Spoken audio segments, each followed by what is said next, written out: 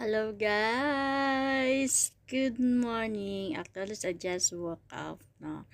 Pero, nakapag-prepare na ako kasi papasok na ako eh. Ayan, kamusta po ang lahat? Ayan, nag-ano lang tayo. Konting pasilip. Ang dami kong design. Oh, bargain ako ngayon kasi naglaba tayo. Ayan, grabe yung antok ko.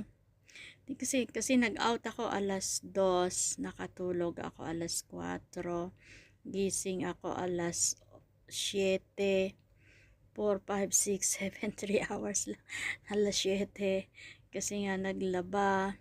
Ah,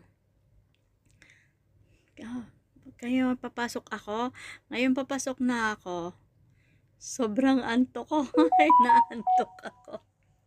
Ayan, inaantok naman ako.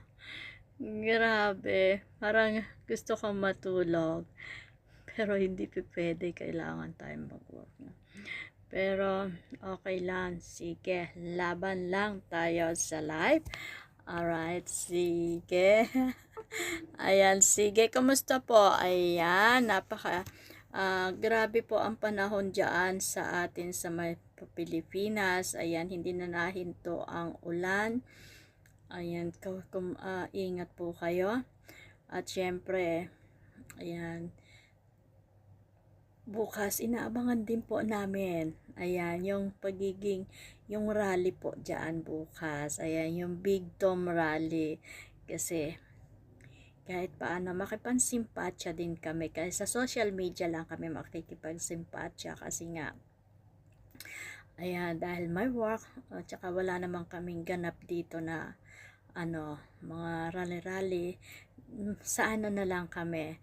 Ayan, na lang kami sa mga social media events natin. Ayan, sa mga social platform natin kung meron man yon. Ayan, para kahit papaano, isang dagdag points din yon.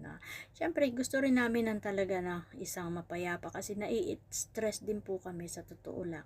Naiinis kami sa mga balita, kung ano nangyayari. Ang hirap din. Maganda rin po yung bansa na tahimik. Ayan, kasi may payapa din po.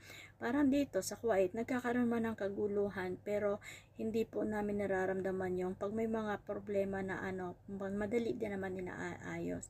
Ayan, kaya ang hirap din kahit syempre tayo na Pilipino tayo, kahit saan tayong sulok ng mundo. Ang hinahanap pa rin natin is yung ating bansa na magkaroon ng mapayapa, tahimik, maayos na mga nasa namumuno.